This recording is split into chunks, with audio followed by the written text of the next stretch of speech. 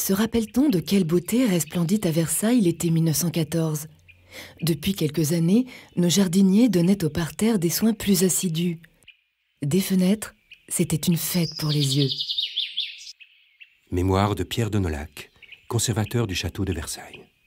En cet été 1914, qui sera l'un des plus maussades du siècle, Pierre de Nolhac étudie avec Benjamin Chaussemiche, l'architecte de Versailles, le projet du retour des globes de Coronelli, commandé par Louis XIV pour Marly, et leur installation dans une aile du château. Ces œuvres en provenance de la Bibliothèque nationale resteront pourtant en caisse. Le temps est à l'orage. Nous sommes le 2 août 1914. La mobilisation générale a été décrétée. C'est la guerre. Le musée ferme immédiatement ses portes au public. Versailles change alors de visage. Les mobilisés affluent dans cette ville de garnison. L'architecte Benjamin Chaussemiche rapporte à sa hiérarchie. Versailles, point de concentration nombreuse, a vu dès les premiers jours de la mobilisation générale toutes ses avenues encombrées de chevaux, ainsi que d'un important matériel de guerre appartenant à divers services de troupes. Pendant les mois qui suivent, des régiments s'assembleront ainsi sur la place d'Armes ou dans la cour d'honneur du château, avant de gagner le front. Rapidement, des hôpitaux militaires sont établis, telle l'ambulance anglaise dans l'hôtel Trianon Palace, situé en bordure du domaine, qui prendra en 1919 une place de choix dans l'histoire. À la fin du mois d'août, les armées allemandes continuent leur progression et arrivent jusqu'à Meaux, à 50 km de Paris. Le temps presse, il faut protéger les œuvres au plus vite. Pierre de Nolhac s'y emploie. Ayant appris que le Louvre expédiait dans le Midi par train spécial ses principales richesses, j'eus le temps de jeter dans un camion les gobelins précieux qui purent se joindre à ce grand départ. Mais que faire des trésors de la maison que nous voyons déjà occupés par l'ennemi? Il y a sous l'aile Gabriel des caves saines et vastes. Une d'elles, aménagée en quelques heures, reçut Houdon, Nattier, Vigée-Lebrun, des tapisseries et des bronzes. Après la bataille de la Marne, le danger est repoussé, mais la vigilance demeure. Le domaine de Versailles, qui est inclus dans la zone du camp retranché de Paris, est traversé par la ligne défensive protégeant la capitale. Des tranchées à abris sont creusées, des brèches sont faites dans le mur du parc. On transforme les vastes étendues du domaine en l'un des parcs de ravitaillement chargés d'assurer la subsistance de la population. Les bêtes seront évacuées à l'hiver après la propagation d'épidémies. En ces temps de guerre, l'activité tourne au ralenti. La mobilisation a éloigné gardiens et surveillants, jardiniers et fontainiers. Seuls les plus âgés restent sur place aux côtés du conservateur et de l'architecte. Certains agents partis au front ne reverront plus jamais le château.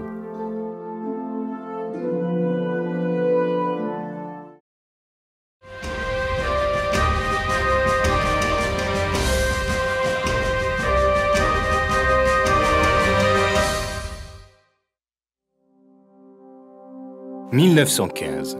Le front à l'est de la France est stabilisé. Le conflit s'enlise, la guerre va durer. À l'arrière, la vie reprend son cours et Pierre de Nolhac décide de rouvrir les portes du musée. Mais l'absence de nombreux agents, envoyés sur le front, ne permet pas l'accès à toutes les salles. Dans le parc, plaisir et distraction reprennent sur le Grand Canal.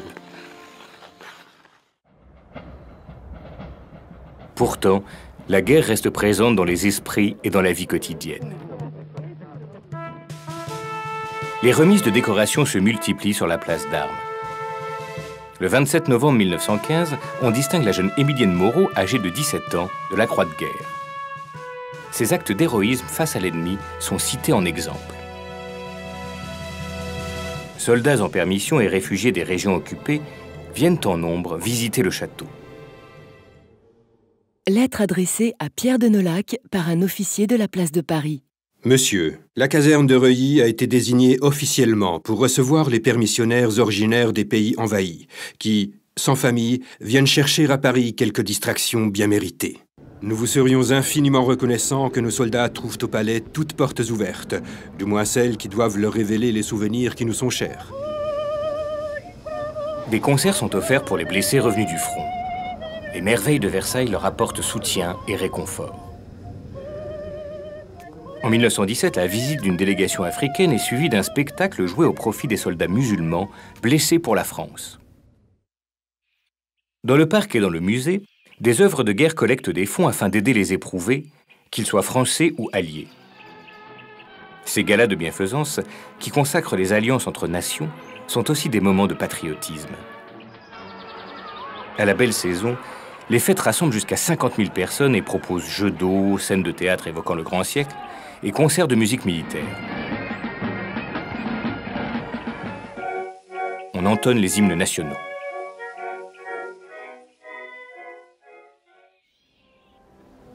Mais la fête ne peut totalement faire oublier les difficiles conditions d'existence, d'autant que les hivers sont particulièrement rudes. En février 1917, les bassins du parc sont recouverts par 30 cm de glace. D'année en année, les combustibles se font plus rares et on peine à chauffer les salles du musée. La température y descend jusqu'à 5 degrés, les œuvres d'art s'abîment. En ces temps d'économie de guerre, chaque parcelle de terre doit être exploitée. Le service des jardins est renforcé par des militaires réformés ou infirmes. Des femmes apparaissent aussi dans les effectifs. Au printemps 1917, Georges Truffaut, fondateur des jardineries Truffaut, crée une pépinière de plants et légumes répartis en différents endroits du domaine. À Trianon, la mise en culture est assurée par 70 militaires indo-chinois. Les légumes qui agrémenteront l'ordinaire des poilus sont emballés dans l'orangerie, puis expédiés vers le front.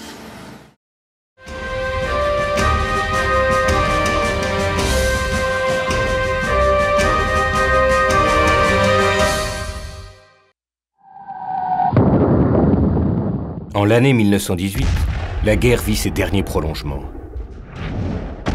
C'est par les airs que l'ennemi menace désormais la région parisienne.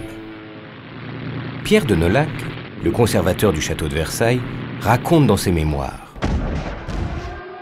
Chaque nuit où Paris était bombardé, Versailles avait sa part d'alarme. Les sonneries militaires avertissaient du danger et la ville s'éteignait aussitôt. De nouveau, des mesures exceptionnelles sont prises au château. Des abris pour la population sont aménagés dans les caves des ailes du Nord et du Midi.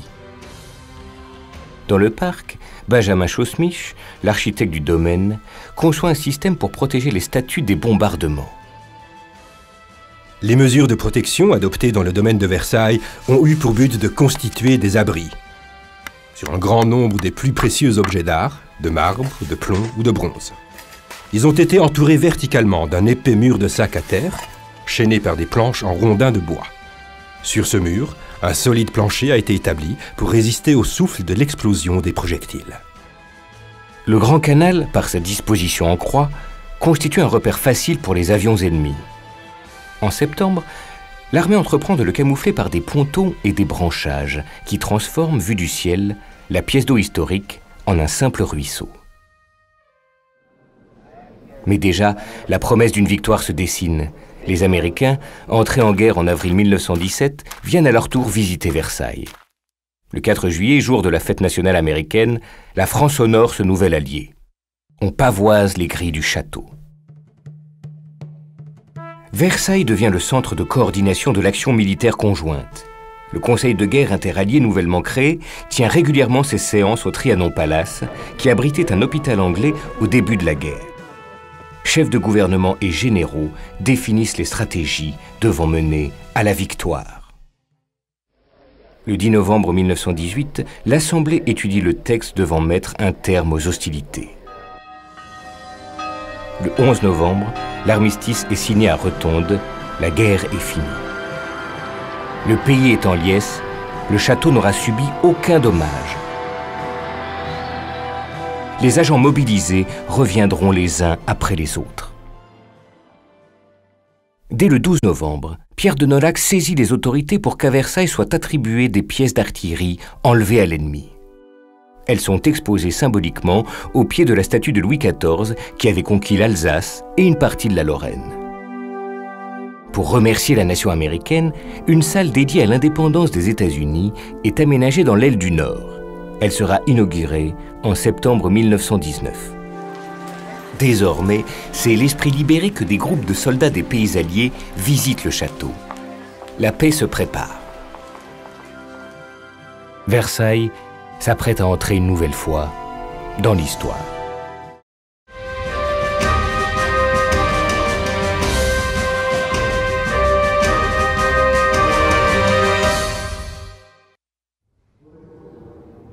Pendant la guerre, l'idée de signer le futur traité de paix dans les galeries des glaces du château de Versailles se dessine déjà.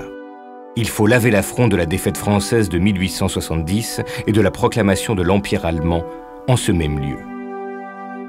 L'armistice signé, la conférence de la paix se tient à Paris, au Quai d'Orsay, à partir du mois de janvier 1919. Mais Versailles accueillera bien la signature du traité qui se prépare. Dès le mois d'avril, l'architecte Benjamin Chaussemiche s'attache à mettre le château en état d'accueillir l'événement historique. À la fin du mois, on sécurise les abords de l'hôtel des Réservoirs. C'est dans cet édifice, situé dans le prolongement du château, que la délégation allemande est appelée à séjourner. Le 7 mai, les clauses du traité sont communiquées aux Allemands au Trianon Palace. Les pourparlers dureront encore plusieurs semaines. Mais il faut maintenant aménager la galerie des glaces. Le garde-meuble national dispose au sol des tapis de la savonnerie du règne de Louis XIV. L'agencement de la salle répond à un protocole établi, pour une cérémonie qui sera simple et sans faste. De part et d'autre, des banquettes seront réservées aux journalistes et à des invités. Autour de la table en fer à cheval siégeront les délégations des pays représentés.